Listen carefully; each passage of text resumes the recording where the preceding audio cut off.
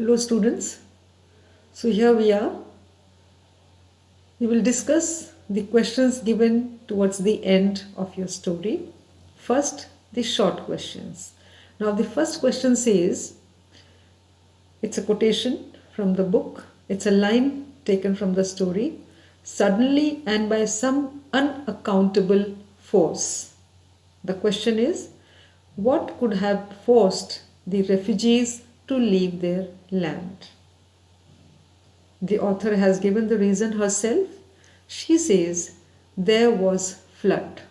So because of the flood, because the fields were submerged, the fields were inundated, these refugees were forced to leave their land.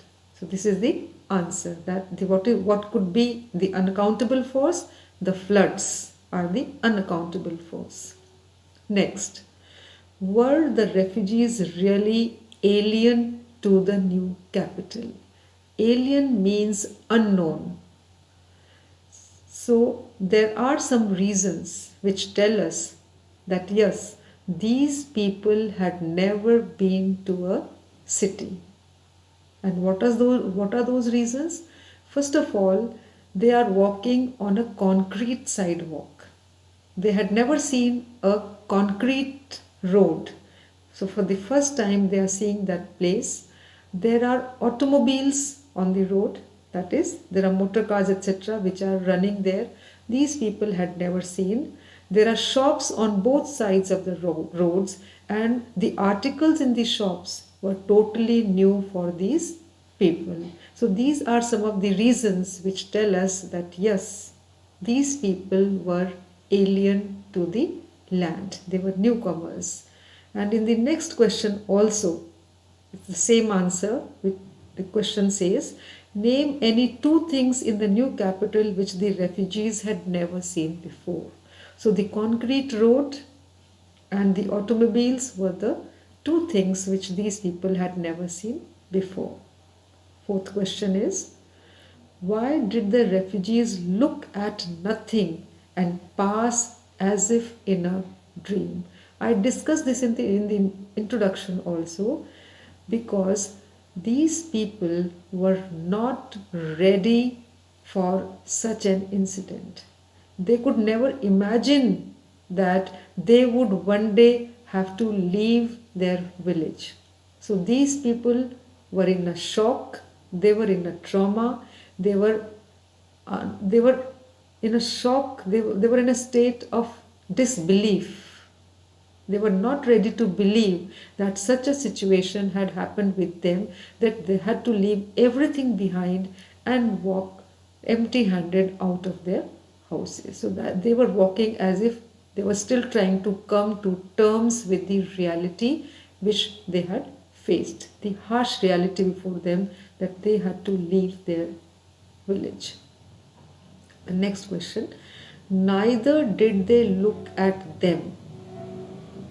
And they're asking why. Why did they not look at those things around them? Once again, because these people were not in a proper frame of mind.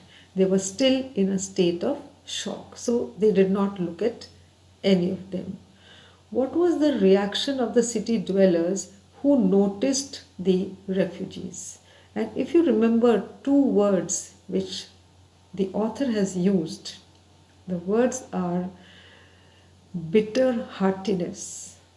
Bitter is a feeling of unhappiness. Why? Because now they will have to feed so many people, because the queue is never ending one. It's an endless queue. More and more people are getting into the city, more and more people are entering the city, and these city dwellers are wondering how they are going to support, how they are going to feed these people. So what is the feeling? A feeling of bitter heartiness. Heartiness, of course, means to help someone, to be happy about something. So although these people are coming, but the city dwellers are not happy to see these people. Next, why did the regular rickshaw pullers come to curse the refugees. Now, the city rickshaw pullers, they used to charge a certain amount for taking people from one place to another.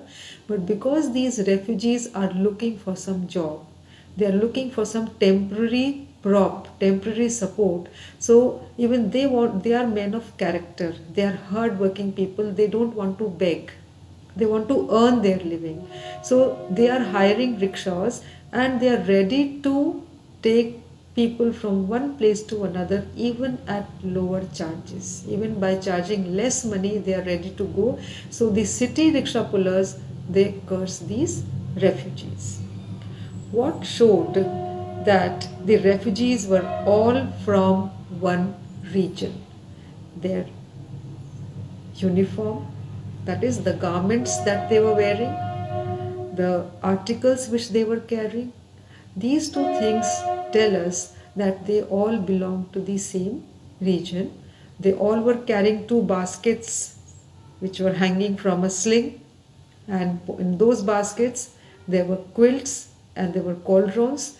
They were wearing clothes of the same material, not only the same material but of the same color. The blue colored rough clothes that they were wearing, there was even the women were wearing clothes of the same color. So we can say that these people belong to the same region. What load did the old man carry in the two baskets on his sling? The old man carried two baskets, right? In the one basket there was the quilt and there was the cauldron. Cauldron, I told you, is the cooking pot. It was made of iron. So that wherever they have to stay, at least they can cook food for themselves. And in the other basket, the old man was carrying only a quilt. Why was he carrying only a quilt? Because beneath the quilt, he had his small grandson. The tiny grandson was there, so he could not put the pot on top of the quilt. So he was carrying two baskets. In one basket there was a quilt and the cauldron. In the other basket there was the quilt and his grandson inside that quilt. The next question, the 10th one, asking, what money did a man passing by give to the old refugee? So the man who was passing by gave a silver coin and a copper penny to the old man. What did the old man, why did the old man order only one small bowl of noodles? The old man ordered only one small bowl of noodles because he wanted to save the silver coin to buy seeds. At the same time, he wanted to feed his tiny grandson, and that he could do by a small bowl of soup, and that costed him only a copper penny. What was the old man's reply when the vendor reminded him, but you have the silver bit? So when he orders only a small bowl of noodles, and the noodle seller knows that even the old man is hungry and yet he is not spending the silver coin, so he asks, why are you not ordering a larger bowl of soup? So the old man says, I'm going to buy seeds with the silver coin. Which line suggests that even the vendor was moved to pity at the sight of the old man? So when the old man does not order a bigger bowl of soup, the vendor says, if I was not so poor, I could have given you a bowl of soup, a bowl of noodles free. But because I'm myself poor and I have to earn some living for my own survival, I cannot do it. Moreover, you have a silver coin. So you can buy with that. So that is what he feels about him. The passerby's generosity in giving money to the old man has been termed as bitter heartiness. Why? Because the passerby, when he gives the money to the old man, he says, this money I have earned for spending tomorrow. But because you are there and you are hungry today, so I will help you by giving this money. So there is bitter heartiness. Heartiness is happiness, enthusiasm. He is enthusiastically trying to help, but at the same time there is bitterness because his money for tomorrow has been taken and is to be given to the old man.